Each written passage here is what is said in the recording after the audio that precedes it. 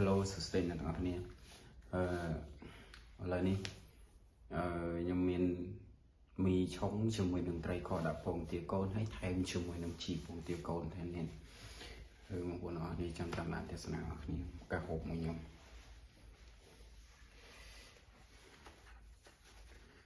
qua ở bên chỉ cái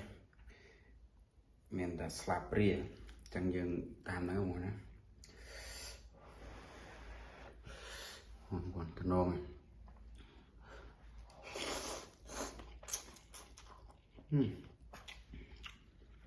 ngon không tia dính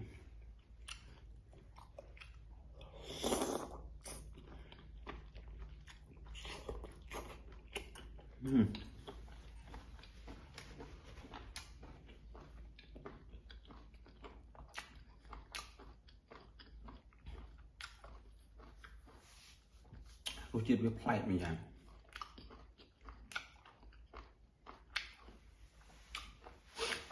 hãy biết bấy đôi chữ súp nha mọi người bấy đôi chữ súp mì đã thấy kho chỉ môi bóng kia câu đấy chanh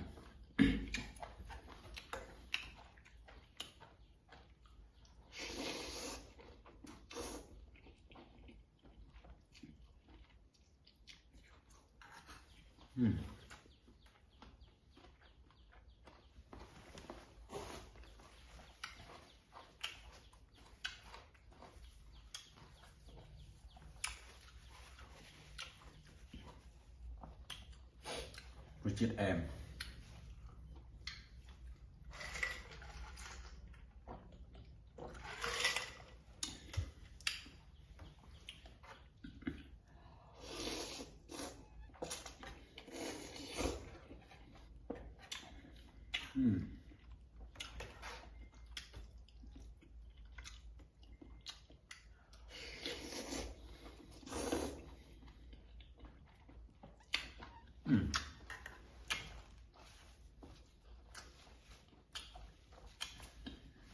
anh ra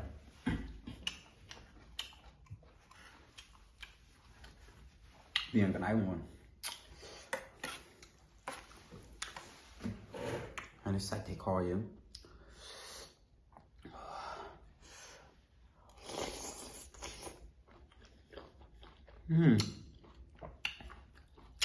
anh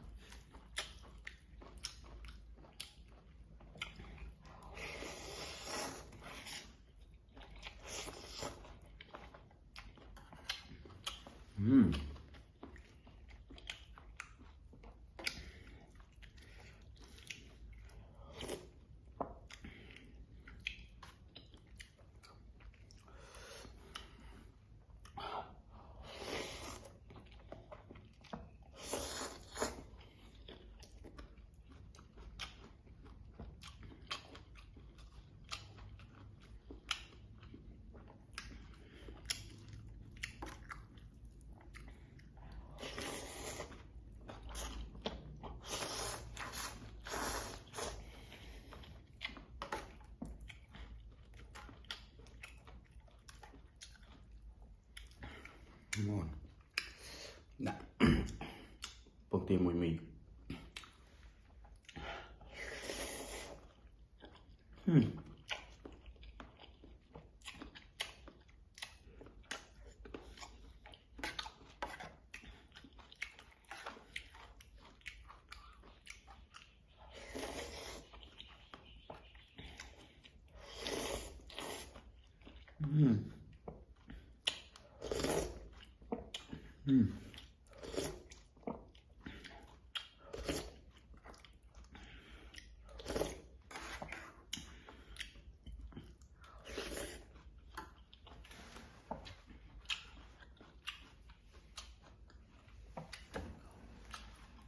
anh ấy nghiệt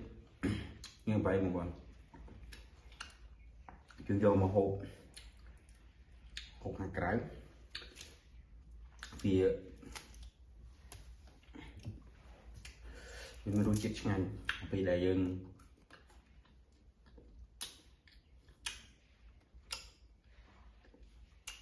bye bye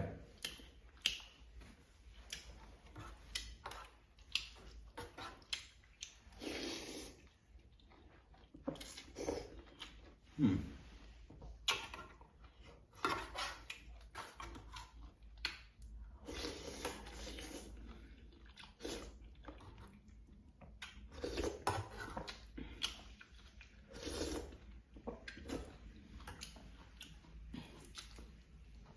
nhầm nhầm màu chít anh thì bán hàng rút chít đập rồi đập ọt ngay nhập tranh sụp vào màn rồi mà ọt chưa chầm thưa nhâm được có thưa hô được có thưa pizza này đói xa ta rút chít em chẳng tao mình là đi bye bye.